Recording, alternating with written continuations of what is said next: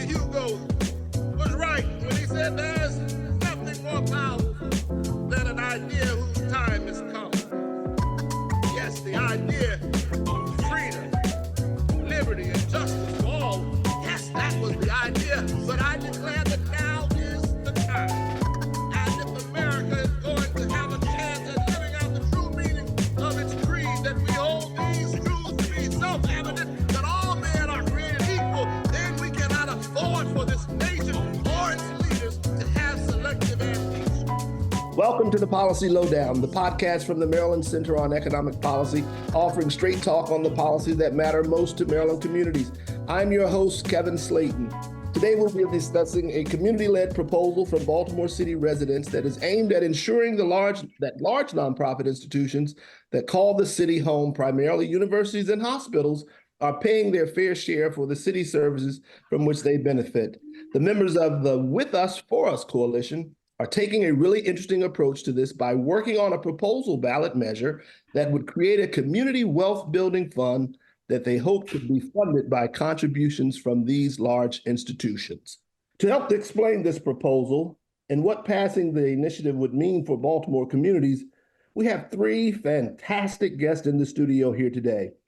Krista Daring, the Executive Director of BREAD, Louis Gilliam, a hospital employee and member of 1199 SEIU, and Melanie Thomas, the Executive Director of South Baltimore Community Land Trust. Thank you all for being here. To start us off, it would be great if you can each share a bit more about yourselves and what brought you to the With Us, For Us campaign. Louis, can we start with you? My name is Louis Gilliam. I'm a sterile processing technician in Baltimore City for the past 4 years now. I'm also an 1199 SEIU delegate and member, and I'm proud to be a part of 1199 SEIU because we advocate for our coworkers and our patients both in the hospital and in the communities.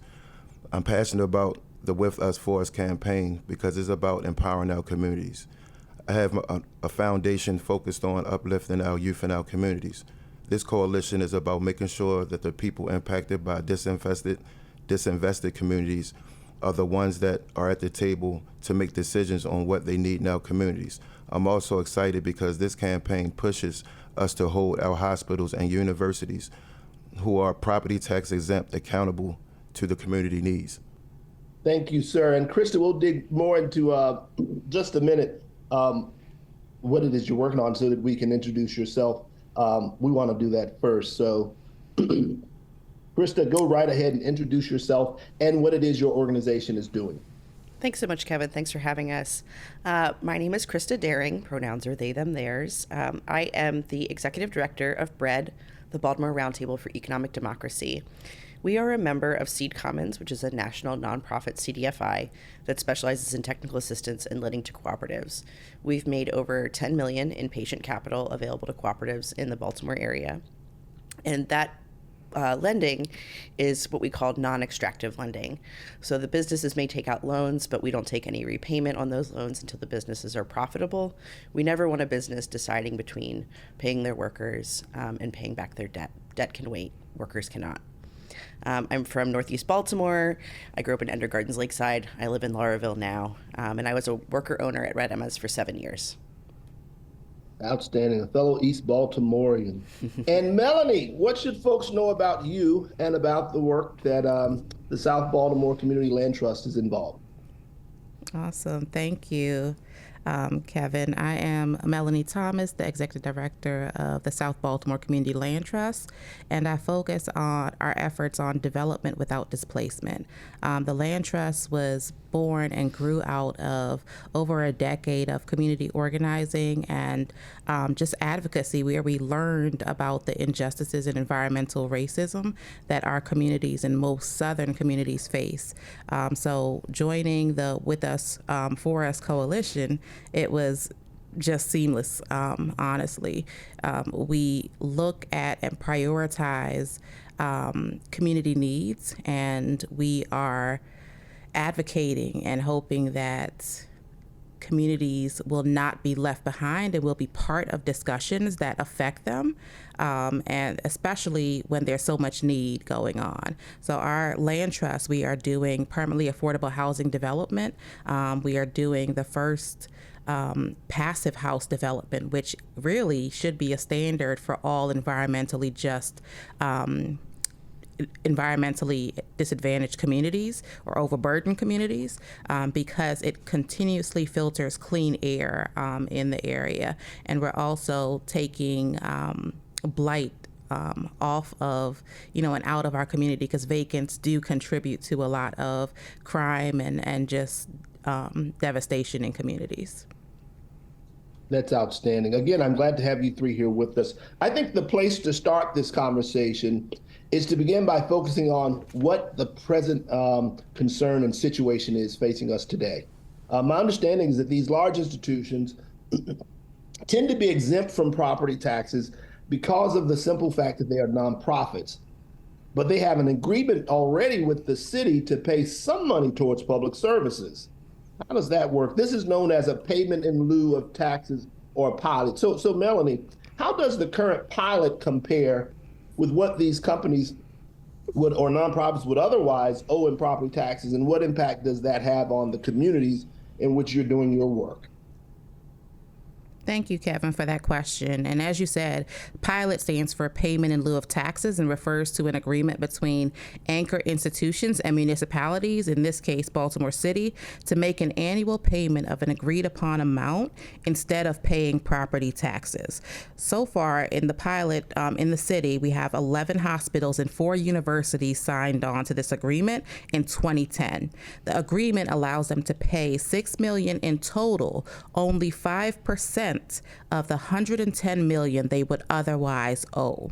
The pilot agreement is up for renewal in 2026, and between now and then, we'll mobilize community members and tell our stories to show Baltimore elected officials that the pilot program should be reconfigured in a transparent, community-led fashion to benefit our city, including its most vulnerable residents. I want to be clear, though, that this pilot agreement is specifically for our hospitals and universities, not any other nonprofits. We know that these institutions, while they may have a nonprofit status, they function like for-profit institutions. For comparison, Yale University is paying $45 million annually, which is 9 times more than 15 of the institutions combined. Comptroller Bill Henry published a report for a more fair and transparent pilot agreement.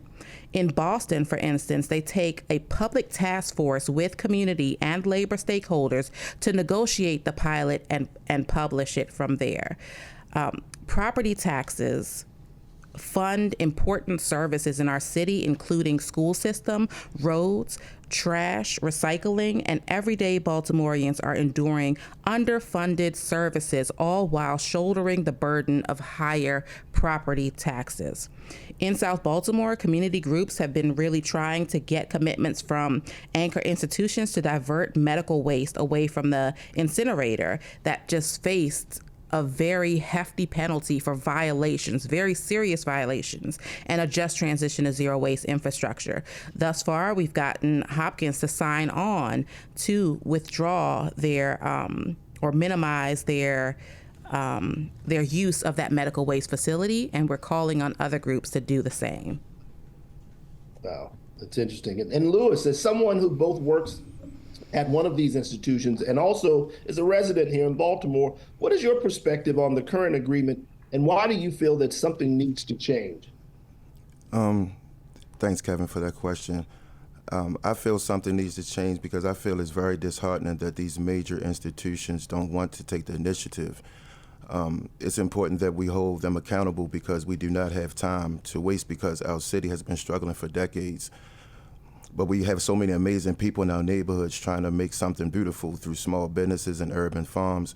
And it's very unfortunate that these institutions are not willing to truly just invest in these community-led initiatives. These major institutions are steadily gaining property and investing in their gains, and while they're building alongside legacy residents whose property taxes just continue to go up. they protect their empire while everyday Baltimoreans shoulder the burden of their high property taxes. Well, that's interesting. Krista, can you share more about what Community Wealth Building Fund would look like, particularly as a ballot measure, but more in particularly with folks having the opportunity to vote on it? What would that do? At present, about 1/5 of Baltimore's population is living in poverty, and white households on average are making twice that of black households in the city. We are the home of redlining. This is the legacy and the contemporary reality. Would you say that again? We are the home of redlining, and explain briefly what that is. Sure. So redlining initially was designed as a policy to create white islands in the city and create covenants wherein a white property owner could then not sell their house specifically to black residents, but there were other stipulations in that, excluding Jewish households, Italian households, Irish households, until those groups were subsumed into whiteness themselves. However, we still see these stark lines throughout the city. You might be familiar with the term the white L and the black butterfly, which is how a lot of these neighborhoods were created, and specifically came around the time of the Great Migration of many black families fleeing racialized terror in the South to head north, and Baltimore was one of the first places that some folks stopped, and also around the time of World War II.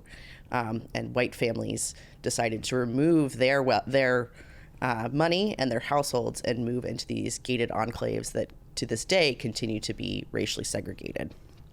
These anchor institutions have played part and parcel to that, and they continue to exist inside the white L to hold resources there and withhold them from other parts of the city. What this ballot initiative would instead take just a small portion of what they actually owe us and let residents of Baltimore decide how to use that money in a way that starts to undo some of the harms that have been done. In a lot of ways, we're lucky to have these institutions. I have a child who has a high medical need, and I am grateful that I have a variety of hospitals to choose from for them to get their care. At the same time, those resources are not available to everyone in Baltimore, and we still need other things from these institutions rather than just the services that they provide. They are able to operate in almost a collective bargaining way themselves. They're able to set wages for certain types of jobs. You'll notice that Baltimore City has significantly lower wages in some of these hospital and university jobs than other surrounding counties and cities, and that's because all these institutions together are able to set what the market rate is, which gives them a disproportionate and I would argue undemocratic and even countering to the prevailing market trends to say, well, this is how little we can pay you. But again, so and you can start as you're talking to folks in the community, you talk about the benefit, to your personal family because you have a child that benefits from, being near such great institutions. But on the grassroots level, there may seem to be an unfairness in the access that these institutions have to, government top level offices or whatever. But for the voter who's going to be able to participate in this, how are you all talking to them about this proposal, and what's been their reaction? And in general, are people even excited about it? Well, so, the whole of the Baltimore tax base are subsidizing these institutions. We are paying for them to exist here, regardless of whatever individual benefit we get. And so, how we try to talk about it is that this is based in part on the Chicago Community Wealth Building ecosystem, which was a $15 million one-time allotment. This that we are proposing would be a non-lapsing fund. This would be something that would exist on an annual basis to build up community wealth in Baltimore City. So in this situation, there would be 15 members on a commission. 4 of those positions would be for people who are doing community wealth building in Baltimore. 4 of those positions would be for people who are low income. 2 union positions from one of the hospitals or universities, 1 racial equity and reparations practice expert, the mayor, the Department of Housing, and a planning representative. What we are suggesting is that in the ballot initiative, that this money comes from the pilot, but the city has a choice about where that funding comes from. And an equivalent amount could come from another source. We're really trying to pressure the city to think about the pilot as a source of revenue instead of trying to, increase our taxes over and over again. So as you have all been talking to the community members about this proposal, what has been their reaction? And in particular, I'm interested, are people excited about the idea? How about you, Lewis? Yes, I've encountered people that are very excited. Many conversations go longer, and I enjoy connecting with people because people want a conduit to connect their concerns to an organizing effort. We have a strong coalition, and the organizers that are a part of With Us For Us has done really good work. When I rep my $11.99 shirt, I've had people trust us because we have made strides in minimum wage and we've shown up for housing justice. When we win, we all win because this builds communities and builds work power. Yeah, so people have been very receptive to the idea of holding anchor institutions to paying their just a little bit more. We're not asking for them to pay the full amount of taxes, but just a little more to contribute to this fund. So that way groups that have endured systemic racism and disinvestment can have a say and agency in how these funds can be used to support other community initiatives. Gotcha. We're going to put on my prophetic in my other life. As you all may or may not know, I do work in the faith arena. I'm going to put on my prophetic vision and say that we're looking in the future, and this legislation is successful. The voters passed the amendment. And in November, what do you want as a result then? We've moved on, it's passed. What do you want your community to have that it doesn't have now? I'm looking forward to creating a community wealth building ecosystem in Baltimore that prioritizes low-income workers and community members. I want us to have a say in how these large hospitals and universities pay their fair share so our communities can benefit. And for me, there are so many amazing initiatives, but the resources are limited, or are they really? There are a lot of people fighting over crumbs, but we know there's excess in parts of the city and wealth hoarding among wealthy institutions. We would love to support cooperatively owned grocery stores so that we can have fresh food options. Currently in South Baltimore, we do not have a grocery store. So, these are some things that should be basic rights that we are denied because our community may not be quote unquote stable enough for such a market.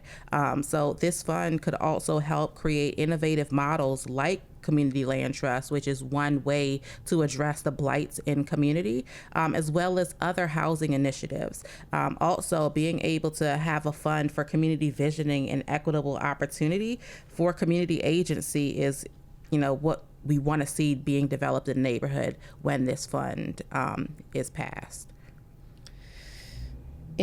In terms of worker cooperatives, one of the things that's great about them is there's very little turnover. These are businesses that people work at for years and years and years. These are anchor businesses that can stabilize industries or business corridors, but they're notoriously hard to finance. We see this as an initiative as giving cooperatives the possibility to build capacity, raise wages, and expand their workforces using forgivable or no interest loans. This is an investment in the long-term workforce development of Baltimore City that it could expand livable, high-quality jobs. Well, I want to thank you all again so much. I think for folks who are listening who are going to agree with you quite a bit, anyone can share more information with the listeners on how they can connect with you all, what they can sort of do and what they can expect to do as well if they are to jump on board with the supporting of this ballot measure. I know there's a website With Us For Us, but anyone willing to share more of that information for our listeners? Thanks so much for having us today. You can learn more at www.wufubaltimore.com, and you can follow along on our Facebook page. We really need more volunteers committed to going out and collecting signatures on the ballot initiative. And lastly, we have a broad coalition of grassroots organizations, neighborhood groups, and labor unions from across the city. And our monthly coalition meetings are open to the public. So we invite you to join our next meeting on May 6th, where we'll hear from Chicago's community wealth building ecosystem founder, Stacy Sutton. Thanks again. Outstanding.